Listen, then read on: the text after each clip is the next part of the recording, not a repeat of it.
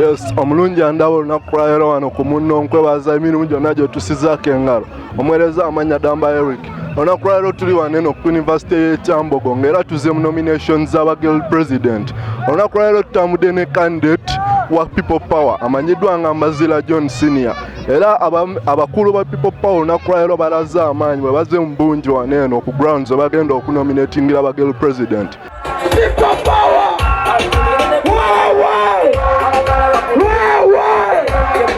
People Power! Johnny!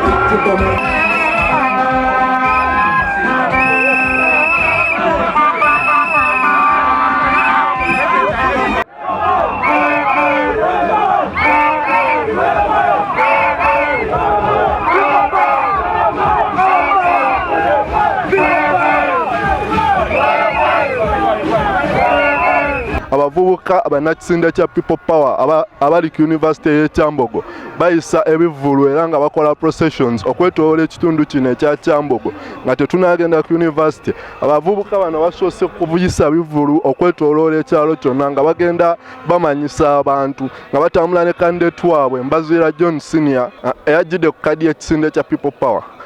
Embeera eno ebadde y'amaanyi nnyo era bannakisinde kya People Power balaze amaanyi nga bagenda bayimba ennyimba z'omubaka Robert Kyagulanyi n'okuyimba n'akuzina amazina ag'enjawulo nga bw'obalaba omulungi.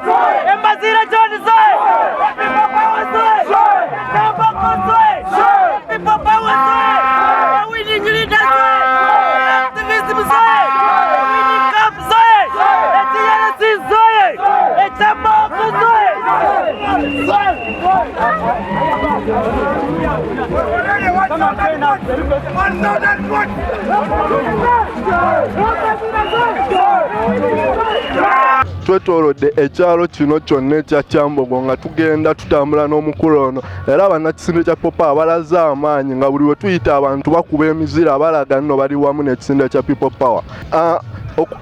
Okulonda kuno kwa Girl President kugenda maaso mu ggwanga lyonna ng'era tutandikidde wano ku University y'e Kyambogo naye nga tugenda kwetoola universities zonna mu ggwanga okuli Makerere, Busite, Gulu University, Bugema, Mbale, buli university yonna weri tugenda tuukawo okulaba nga tukutuusaako omulungi ebigenda maaso tukulage bakandidate ba People Power engeri gye bakolamu mu university zino ez'enjawulo. Ne wano ekitandikidde e Kyambogo munnakisinde kya People Power Mbazira John Senior alaze amaanyi era nga bannakisinde kya People Power bayisiza ebivvulu era tutambudde university eno agitutambuza nsonda paka ku nsonda okutuusa we tutuuse wano ku mukisaawe awagenda okubeera nominations abagenda okusunsuliramu abagenda okwesimbawo kuba Girl President omwaka guno.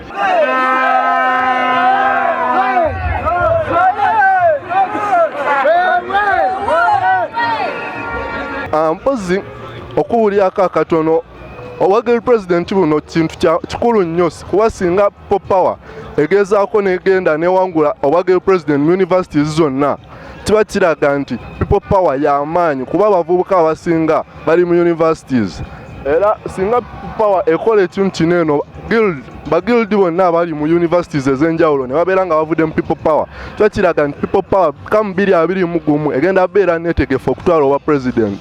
Naye singa kino tekituukawo kiba kiraga nti People Power ekyalina omulimu gw'amaanyi ogw'okukola era kino kyekindeetera okugamba bana People Power bonna gye bali nti musitukiremu muwagire abaana bano buli mwana avuddeyo ku kadi y'ekisinde kya People Power neyesimbawo kuba Girl President mumuwagire musobole okulaba nga tutwala ebifo bino byonna mu ggwanga tusobole okulaga amaanyi kuba balina okuvuganya kwa maanyi ebibiina ebyenjawulo byonna birina bakandidate kuba buli university erimu ebibiina ebyenjawulo kuli FDC, NRM, DP buli kibiina kyaleese candidate. Yes, tufunyeyo abamu ku bakungu mu kibiina kya People Power ababaddewo nga bawerekedde omwana ono Mbazira John Senior era essaawa zino katwogereko naye atubulira amanya ge. Nawe nsanyusa okulaba. Kale sebo nange nsanyusa okulaba. Omulabi wange yandyagadde okumanya ku manya go. Amanya gange nze Sauda Madada ago ge manya gange. Nyawe mukyala Sauda Madada olunaku lwa leero tubalabye mwenga People Power nga mulese candidate wammwe Mbazira John Senior.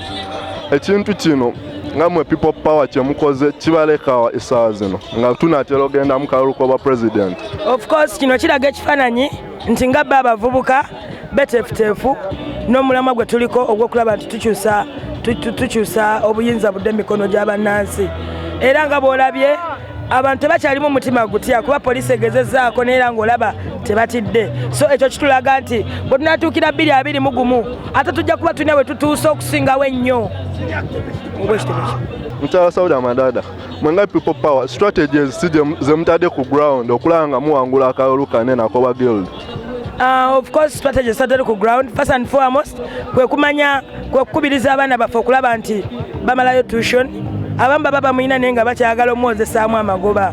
So kwe kulaba nti abaana basasudde tuition era kwe kumanya ne listi z'abaana abalonzi bonna n'okulaba nga twekumira ku database ya institution. Database ntegeeza ki? Amanya gonna ag'abaana abalonzi, halls of residence mwe babeera, Nanziri balina Kulubya, balina Pearl Hall, balina halls nnyingi, balina Mandela, okulaba nti at least tumanya nti abo abaana bonna abalimu balonzi. Kubanga ojja kugenda okwekanga nga abaana balimu ate si balonzi obanga tebasasulanga fees, kubanga Kyambogo olina okubanga osasudde 75% okulonda guild president. So kati buvunaanyizibwa waffe n'okukubiriza abaana abali ku kwekuzo kitiivu y'omwana eyesimbyewo okulaba nti ate abaana beteekerateekera bulungi okulonda. Yes, mukyala Sauda Madada, omulundi ogwaggwa gwe muntu omu gwe twalabanga wenyigidde mu nteekateeka zino ez'okulonda abagirl president ku university zonna ez'enjawulo era wavaayo n'obuwanguzi. Omulundi guno gw'okomyewo tukusuubire ki? Omwaka oguwedde twafuna 82% ng'aba people power. Guno omwaka nsuubira kale 95 kuba mpulira tukiwulira. Omanye ekintu osooka kiwulira mu mutima gwo n'omanya ekirala kyekiddako. So guno omwaka tusuubira okukola ennyo ate okusingako luli, kubanga okuba nti twafuna percentage eri ate tekitegeeza nti tulina kuba reluctant. So guno omwaka nsuubiza Bannayuganda bonna abali abatulaba, kuba mukulembeze yanonda nateeka akakiiko ka institutions era nange musuubiza Robert Kyagulanyi nti guno omwaka tujja muletera 95%. Kuba gavana weetuli abasinga okulaba nga at least tupushinga abaana baffe ogenda mu maaso era tetutidde kubanga abantu bakimanyi era bakiraba, ebibiina babiwagiddeko kati balaba nga at least Omukyala Sauda Madada, bale nsaba obubaka obusemba eri abayizi ba university ez'enjawulo n'aba Kyambogo awamu ne bannapopa okutwaliza awamu mu ggwanga lyonna n'ebweru waalyo. Of course obugundi bwange obuyinza osembayo obubaka bwange gye bali kusoma. Tunywerere nnyo mu kusoma kubanga omuntu atasomye tobako woobeera ate tubeere n'empisa. Abantu batwala people power okubeera nti tebalina mpisa batuyita ba hooligans. Olabye kampu endala evuddewo babadde bonna bakutte emiggo naye yaffe olabyemu akutte yadde omuti bonna balina only placards. So tubeere n'empisa ate zitubeeremu tuyigirize n'abalala. Tewali kisingako awo. Mbasaba okunywerera ku mazima era bonna njagala balonde Mbaziira John Senior ajja kubaweereza kubanga at least abadde mu bintu ebyenjawulo alwaniridde fees ez'aba government students, alwanye okulaba nga results zifuluma mu budde. Kyambogo nno wano ffe twabeererawo results zalwangawo fuluma, twakirwanangako ne kigaana naye Mbaziira yakyusa kino ekyo kati results zifuluma mu budde. Abaana baba bakamala ebigezo bagenda okudda ku semester eddako baba bamaze ozitimba ku notice board. So nkakasa wakoledde ebyo nga tali guild president ate wanaabeera bamwesige era bamuteekemu obwesigwa bungi nnyo ajja baweereza bulungi. Mukyala Sauda, omulundi oguwedde bwe mwamala okuteekako bakandidates bammwe ku bwa guild ate ne mutandika ofuna challenges za impeachments, omulundi guno mwetegese mutya okulanga ekyo tekiddamu kubaawo? Ku kya impeachment of course ebiseera ebisinga tuba n'abantu, nsobola okuba naawe naye nga simanyi mpisa zo, nsobola okubeera n'ono nga simanyi mpisa ze, nsobola okubeera n'oli nga simanyi weyeeyisa. So tuba twagala nnyo okukolagana n'amawanga ag'enjawulo kubanga guild president bw'aba alonda kabineeti ye alina okutunuulira amawanga, alina okutunuulira amadiini, alina okugamba nti kakati gundi ministry academics njiwadde ani nti okololo nti kakati wanaatewo mukali kyogala mpadde wani nti ava mu west. So alina okuba nga teekubira naye ate oluusi tosobola manya mutima gwa muntu gw'otakuze naye era bino ebintu tetusobola byewala kubanga bibeerawo. Tosobola kufuga nga tofunye buzibu wabula olina okubanga ebiseera ebisinga byonna nga owuliriza nnyo ensonga okuwuliriza abayizi kyekikulu kubanga be bagenda okulonda. Naye buli wobeera kuba kati Tundulu yafuna obuzibu ne baministers be lwa nsonga bonna babagula abasinga. Natuuka ekiseera nayimiriranga ye ne bamusiba mwabiraba ne bamukuba lwa nsonga yali awuliriza nnyo abayizi kye baali baagala. Era njasaba n'Embaziira akole ekintu kyekimu nti buli woyimirira ku bayizi kye baagala ebiseera ebisinga totera kufuna buzibu, naye buli wobeera ku administration oba senate ofuna obuzibu. So nja kumusaba awulirize nnyo abayizi kubanga be bagenda omuteekamu obweso. Essaawa zino eno tufunyeyo omu ku bavubuka abali mu kisinde kino ekya People Power era ababaddewo nga procession zino zigenda mu maaso. Era twagala twogereko naye atubuulire bo nga People Power beetegese batya. Seba amanya gaffe. Amanya gange nze Mukasa Moses. Sebo nga ki ekigenda maaso wano olunaku lwa leero? Leero tuli mu nomination z'aba guild presidents okitegeera. Tuli mu nomination z'aba guild president abagenda okwesimbawo mweno academic year 2020 paka 2021 kyetuliko. Mwenga People Power tubalayo mulese candidate Mazira John Senior. Njagala obuliro mulabi wange mwetegese mutya mu campaigns zino okulanga muwangula akalulu kano. Mobilization yonga yo. Yes tubadde tukyabula muko katono naye ekisinga obukulu nga tukola byonna People Power fe tukiriza mu maanyi ki g'abantu kati wano kitwali tuli ku student power tukiriza mu maanyi g'abayizi kike bagamba ojja kyegeneza mweno Kyambogo yes kale yinso berimu abaana b'abanyampi bangi okitegeera naye eri dominated n'abaana ab'abantu ba wansi ne ba working student abeekozesa ne bafuba okulaba nga beewerera kakitegeera kati fe twatuula nga fe aba People Power kuba ne guild president waffe oli abaddeko Tunduru Jonathan abadde wa People Power. Ekisooka tulina support kati nga tetunaba kujja twasooka netufuna mobilization team okitegeera ku buli faculty tugiina faculty mu Kyambogo zizoba ziri 7 ne buli faculty tulina mobilization team abayinza okutukungira abayizi abayinza okutukungira ba supporters not voters. Omanyi People Power eno kintu gambo kyamaanyi nnyo ate era bwe twali tuleeta candidate waffe twagala tuleete candidate ow'amaanyi babadde bangi abali bagala okugira ku People Power naye ne twetuula nga tufunye tosose nafuna abakulembeze baffe abanene nga ba Joyce Ssenyonyi ba Roy Sembogga ne tutuula nga ffe tugamba Mbazira John Senior atubereddewo academic year yaliwo 12 weeks police wonna abaddewo okitegeera ate real revolutionary tubadde tulwana naye nga twagala tuleete omuntu abaana go bamanyi Mbazira John Senior abantu abaana abamumanyi that is the advantage we have ate ffe tetugendera ku bya traditional politics simbu FDC biki ffe tugendera ku bayizi kike bagamba kyovola batuyina team ku buli faculty etuyambeko okubeera nga tugusa ensonga ate n'ekirala nga ffe aba People Power ffe abadde mu bukulembeze tetusobola kukkiriza bantu balala kutusiiguukulula abantu bajja kwogera ebigambo bingi kuba kati ffe emigigi emito Bobi Wine agamba we are the future twagituukamu kinawulikika kitya ng'ekyambogo People Power tewanguddeeyo ate nga nkubulidde abantu abasinga okubeeramu abayizi abamu kati nze ndi muyizi neekozesa mwe working student toyina woyinza kunkakasiza nonde guild president atali real revolutionary atali real activism abamu bagwamu bigwe by the way bine bya guild president balowooza byangu nyombo nja kufuna ssente ngende nteekemu naye wano ekyambogo abayizi abaana babuufu okitegeera basapota tubalina ate ffe tulina ne bali omanyi Kyambogo mulimu abaana abamu nga bo tebaagala byakulonda naye ate ffe People Power bawulira oli wa People Power nja kulonda lwakuba wa People Power okitegeera advantages zonna tuziina tiimu tuziina ezisobola okutuleetera akalulu ate era n'erinnya lyaffe naawe owulira ekisinde kye tugiddemu kyekiriko ate era kyekiriko era kyekigenda okununula eggwanga lyattu lino Uganda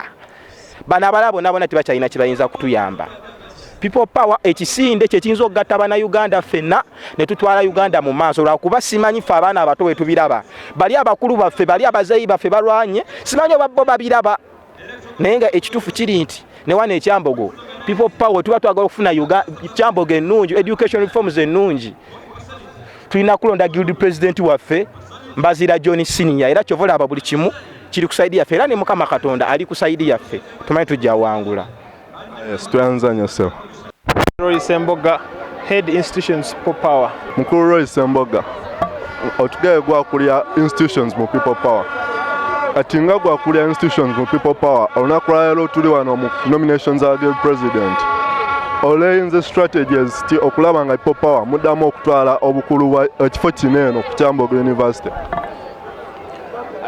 si kirungi kusharinga strategy zo olw'ensonga oba otegeeza opponent wo naye senzoga kiri kintu tugenda kola bwe kisoboka okuwagira not only the guild president nene ba GRC baffe tugenda first of all tuba training okumala ebbanga ddene so tubabere nga boogera nga n'ensonga ze boogera bakola ki bazitegeera tuba tubasigamu omutima ogwagala university yaabwe n'eggwanga lyabwe era mujja kirabanga bo bakandidate baffe baki abanjalo so tulisi bakandidate bali full package abagenda okukolera abaana so si abagenda okukolagana ne abanyigiriza abaana naye strategy zaffe zo nnyingi tugenda branding abakandidate baffe tugenda bawa media play tugenda kuba kimu ekisoboka tukasa nti kandidate baffe bakola ki bavayo ku ntiko naye kisinga okuba ekikulu tubategese bulungi bo nga bo okuba nti bakira ku bannaabwe era mujala mu debate ez'enjawulo abaana b'ekyama gabeera balonda nsonga issues of course ajja kulonda kandidate waffe.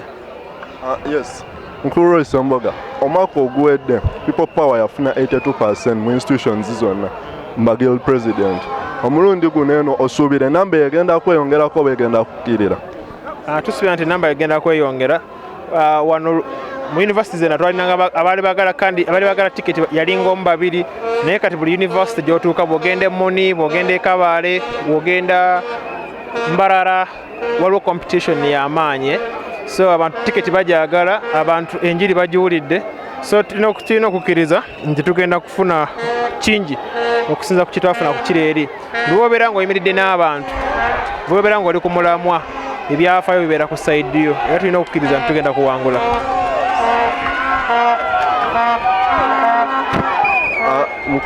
Mukulu Roy, bali nsawo bawalabi baffe obubaka obusembayo okusingira ddala abayizi ba university ab'enjawulo naddala abakyambogo leero we tuli. Okay.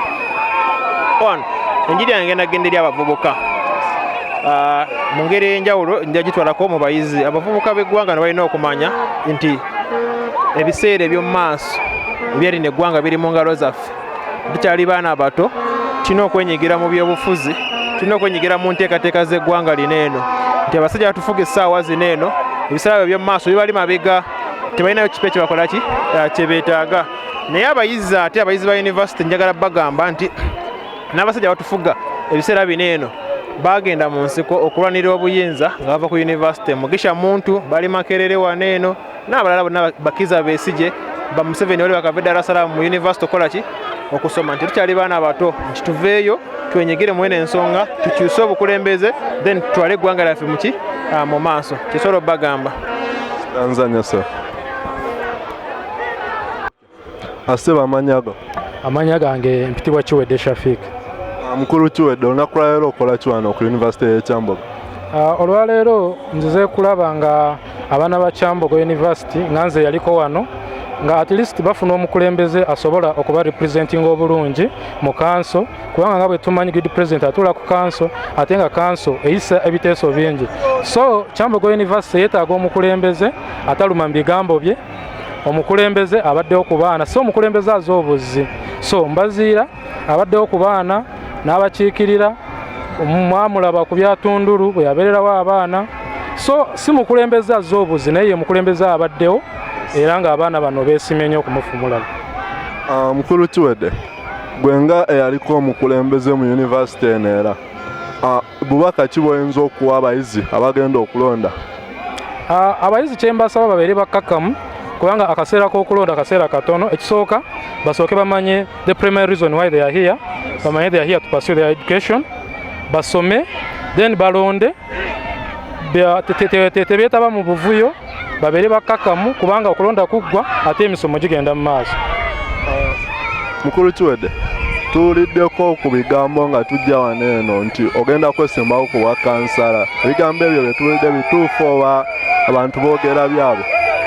Kituufu nnyo nze Kiwedde Shafik ngenda kwesimba ku bwa kansala LC5 Kyambogo institutions nga mbadde mu Kyambogo ekisooka nasoma engineering wano e Kyambogo ndi mwana waabwe bansomesa emyaka ena abayizi be nakolako nabo bandaba era nga nzize okulaba nga abatuuze b'omu Kyambogo ekisooka erimu emiteeko gya njawulo mulimu abayizi mulimu n'abakoleramu mulimu n'ababeeramu balina ebyetaago bya njawulo naye nga nkakasa nti nze nga bannonze kubanga omugaso gw'omukulembeze ogusookera ddala kukiikirira ate omukulembeze omulungi yoyo akiikirira ebirowoozo byajje mu bantu era nga nsuubira nze kiwedde Shafik ebirowoozo byengenda otwala mu KCCA si byange naye ebyo ebirowoozo byengenda okudda mu bantu mbabuuze nti mwagala ki kye mbantwala naye kibanga tekiri mu favor yange ng'abantu kye baagala nze kyengenda otwala mu KCCA mbagambe abantu bange baagala kino n'ekino obutale baagala musooke mubagambe obutale nga temunnabujjawo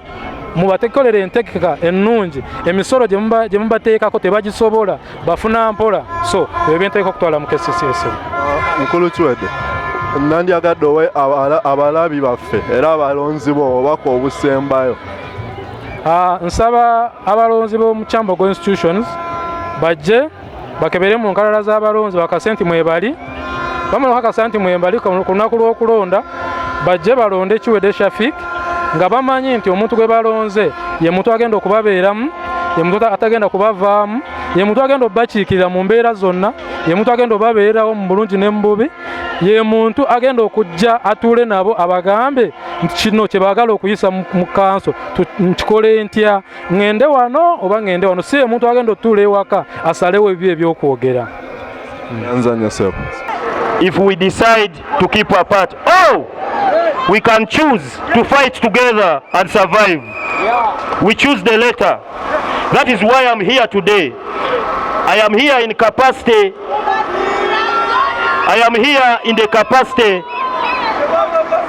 of the leader of People Power Kampala Metropolitan.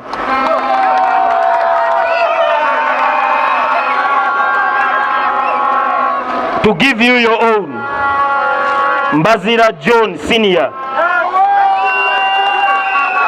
as the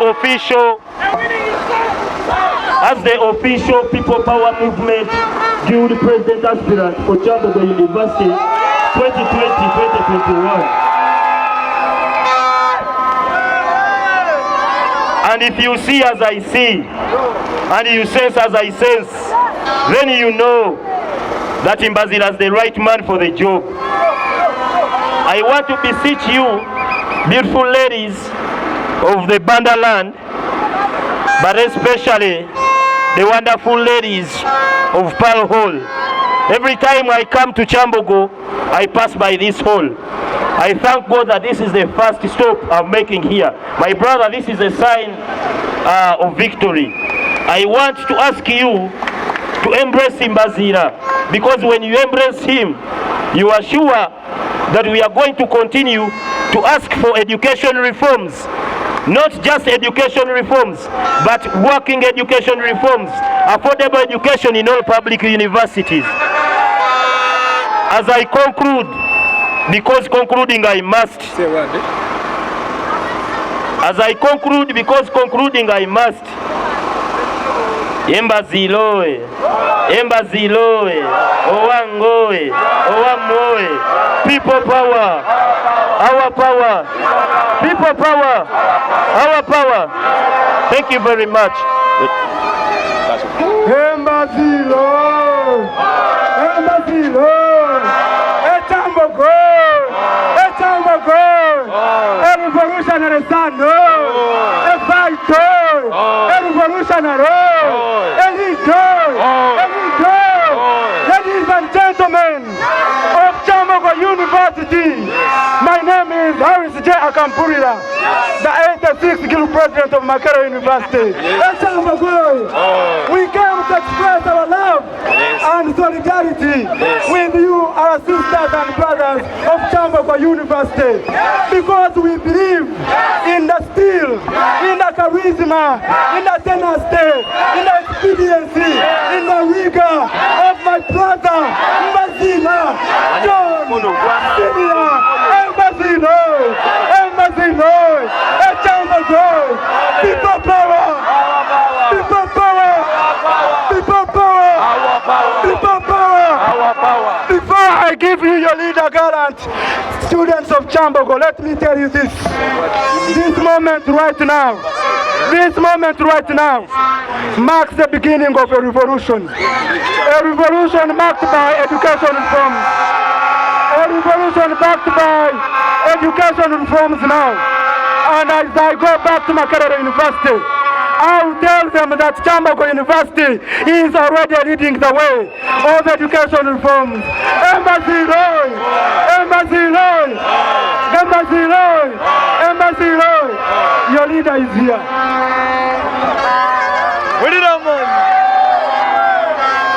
People power is our power. Our power is people power. People power is our power. Our power is people power.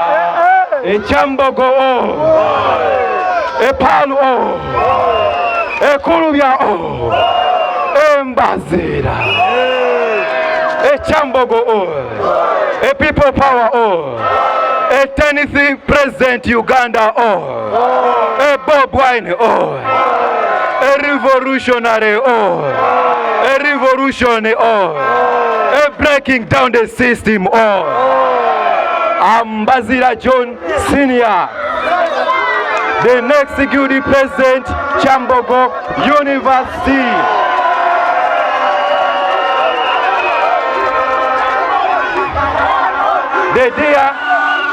The dear sisters, our dear sisters, the beautiful ladies, the beautiful queens of Palo of Residence, the handsome men of the Garant Kulubya, the Kulupal.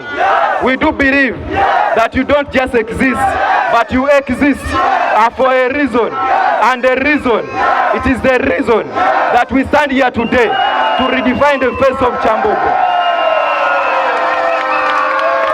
We do acknowledge that the change has started from this place, that the myth of division, of political parties, of tribalism, we are breaking it today, and we redefine ourselves by people power.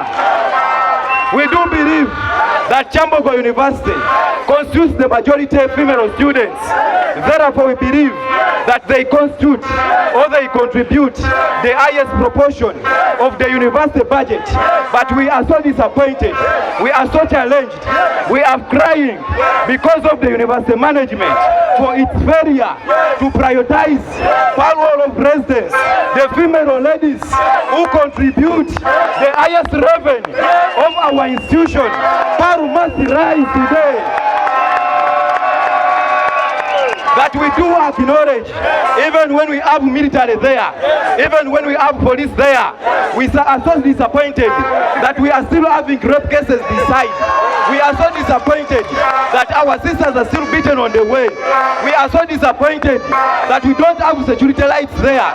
So it is today that Kulupal, that Pal Kul must stand and can't stand alone. Bazira can't stand alone. But the strength of Kyambogo is as always been defined by Pal ladies, by Kulubya Garants, and the day is today that if others have failed, that if others gave up, that if others retired, we shall not retire. The generation is today that we are changing the education, that we are changing the government, but we do emphasize that we are starting from Kyambogo.